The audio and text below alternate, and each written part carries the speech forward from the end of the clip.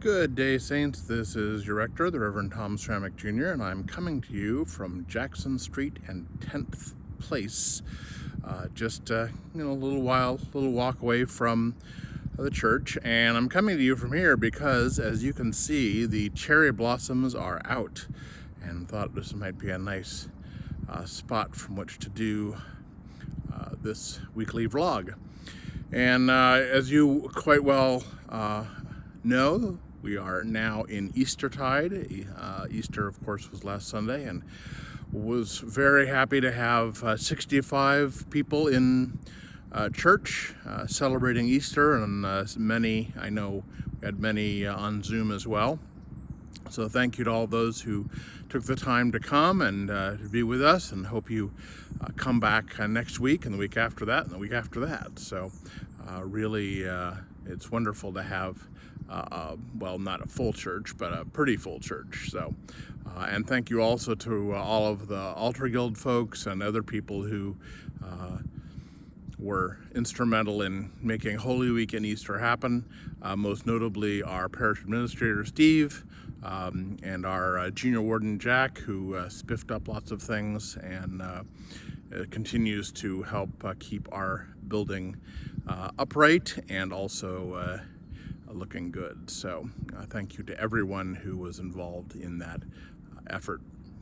And of course, this is Eastertide, so Easter itself is past, but we are in the Easter season, the 50 days of Easter between Easter and Pentecost. And we, of course, because of that, are focused this time on the early church. And so the readings are from the book of Acts, talking about all of the things that happened in the early church.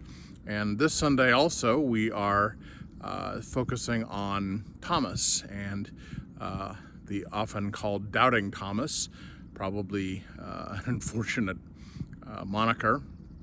He's also called Thomas the Twin, so my assumption is that he had a twin.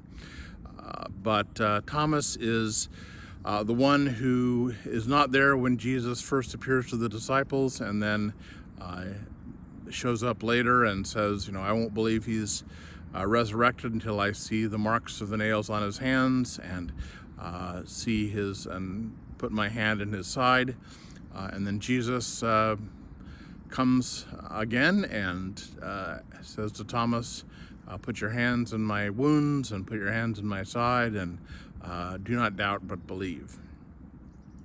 And lots of people have cast this as Jesus reprimanding Thomas and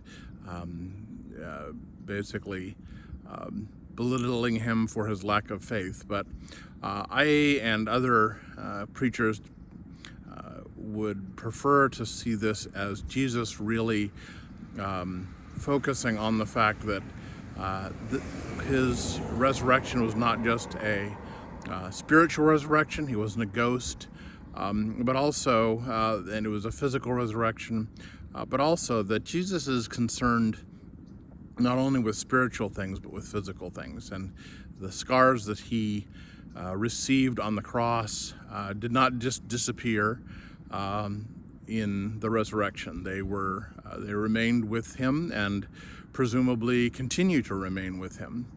And that human scar, human wound that we gave Jesus, the Son of God, is still there and still connects God with humanity. And so we just think about the fact that Jesus' scars that were inflicted on him 2,000 years ago remain. There remain the scars even as he ascended to his Father in heaven. So it's quite an interesting thing to think about the scars of Jesus.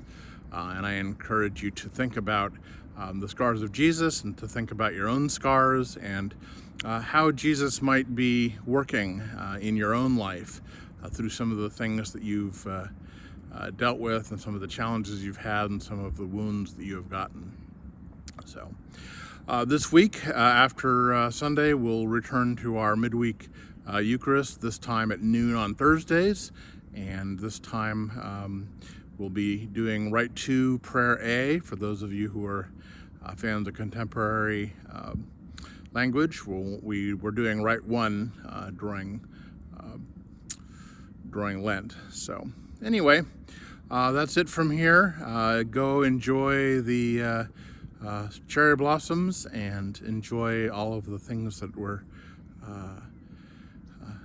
blooming and blossoming around the neighborhood, and I will see you on Sunday.